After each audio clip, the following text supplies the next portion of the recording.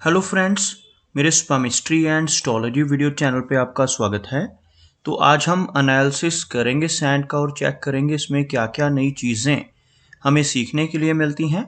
तो as usual शुरू करूँगा फिंगर्स के एनालिसिस से, उसके बाद चेक करेंगे फिंगर्स की सेटिंग को एंड माउंट्स को, और सबसे लास्ट में हम चेक करेंगे लाइंस को। इस तरह से पूरे हैंड का जो एनालिसिस है हम कंप्लीट करेंगे।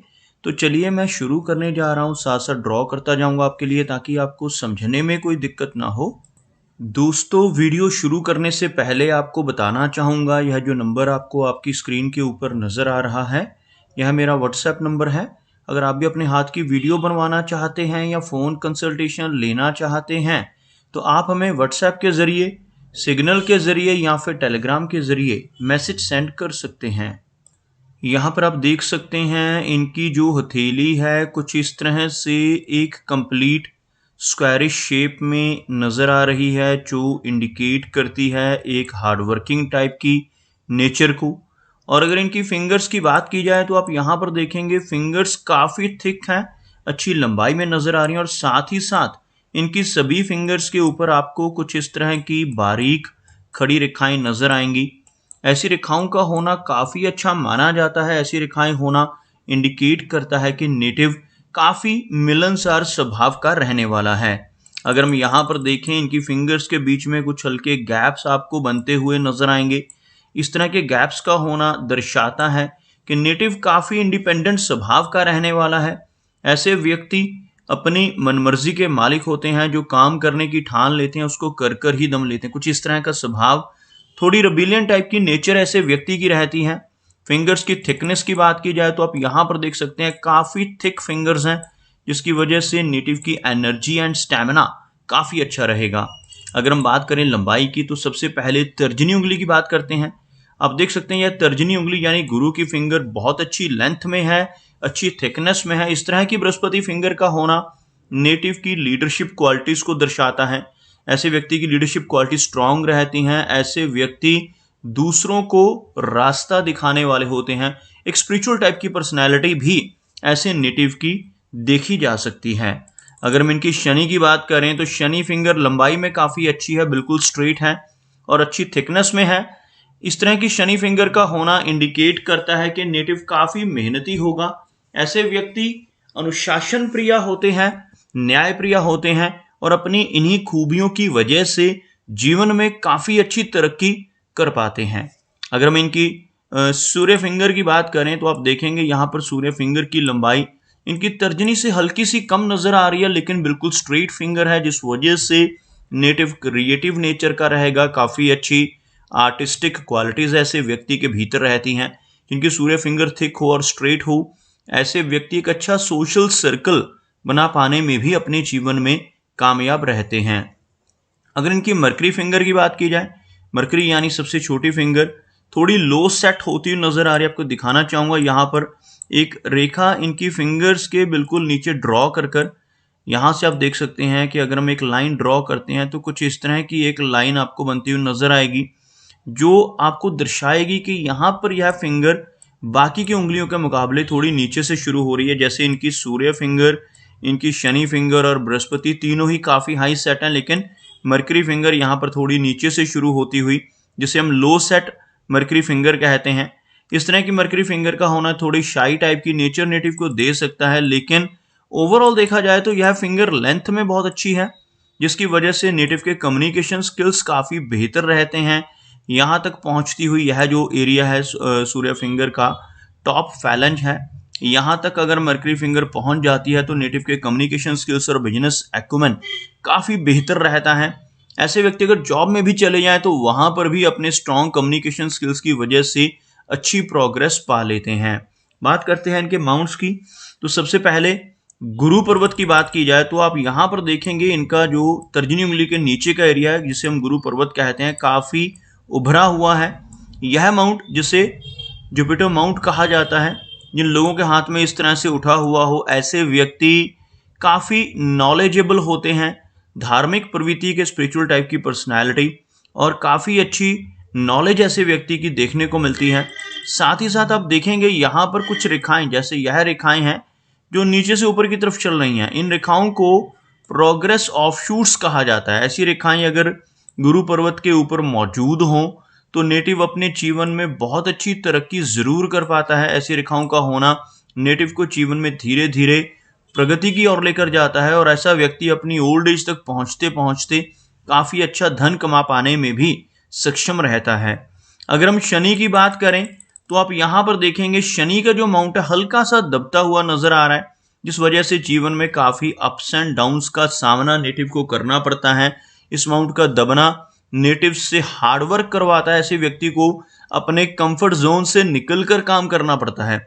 अब यहां पर देखेंगे इनकी जो भाग्य रेखा है थोड़ा सेंटर से शुरू होती है, आपको नजर आएगी। बिल्कुल नीचे से अगर यह रेखा शुरू हो तो नेटिव की लाइफ शुरू से ही बहुत कंफर्टेबल होती है। अगर किसी व्यक्ति के हाथ में यहां से कोई रेखा शुरू हो और इस तरह से यहां तक पहुंच जाए तो इसे सबसे उत्तम माना जाता है, सबसे बेस्ट माना जाता है। लेकिन इनके हाथ में यह रेखा यहां से शुरू होती हुई और शनि माउंट तक पहुंच रही है। इस तरह से शनि माउंट तक फेट लाइन का पहुंचना नेटिव को जैसे जैसे नेटिव की एज बढ़ती है काफी रिच बनाता है। ऐसा व्यक्ति धीरे धीरे कर धन अर्जित करता है और लाइफ में ओल्ड एज तक पहुंचते पहुंचते काफी रिच हो जाता है।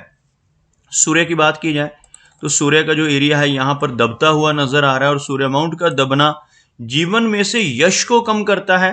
ऐसा व्यक्ति दूसरों के लिए कितना भी काम कर ले, दूसरों की कितनी भी मदद कर ले, बदले में कोई इनाम नहीं मिलता, कोई भी अप्रिसिएशन, कोई रिवार्ड नेटिव को नहीं मिल पाता, जिसे हम यश की कमी कहते हैं। तो यहाँ पर कुछ इस तरह की यश की कमी इनको देखने को मिलेगी।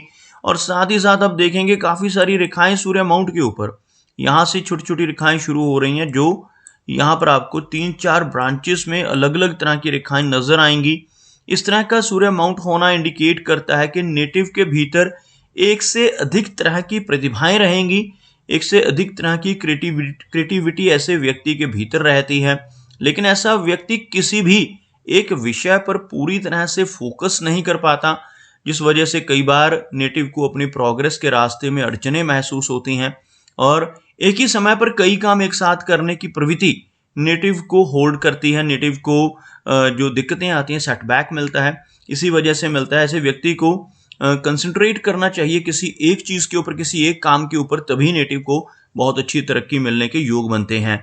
अगर हम बात करें इनके मरकरी की तो आप यहां पर देखेंगे मरकरी माउंट का जो एरिया है उठा हुआ है, थोड़ा सा लो सेट होने के बावजूद उभरा हुआ मरकरी माउंट। यहाँ पर आपको कुछ रेखाएं नजर आएंगी जिन्हें हम बुध की रेखाएं कहते हैं। ऐसी रेखाएं होने से नेटिव का बिजनेस एक्यूमेन अच्छा रहता है, कम्युनिकेशन स्किल्स ऐसे व्यक्ति के बेहतर रहते हैं और पूर्व अनुमान की क्षमता काफी बेहतर होती है। आप यहाँ पर देखेंगे कुछ खड़ी रेखाएं आपको नजर आएंगी, कुछ इस तरह की खड़ी रेखाएं आपको इनके मरकरी माउंट के ऊपर नजर आ रही होंगी। ऐसी रेखाओं को मेडिकल स्टिग्मेटा या हीलिंग लाइंस कहा जाता है और जिनकी हथेली पर ऐसी हीलिंग लाइंस बनती है ऐसे व्यक्ति दूसरों की हेल्प करने वाले होते हैं। ऐसे नेटिव अपने शब्दों से, अपने कर्मों से, अपनी सलाह या कंसल्टेशन से लोगों की प्रॉब्लम्स को दूर करने की कैपेबिलिटी रखते हैं और किसी न किसी तरह से दूसरों की मदद करते रहना इनकी नेचर में शामिल होता है।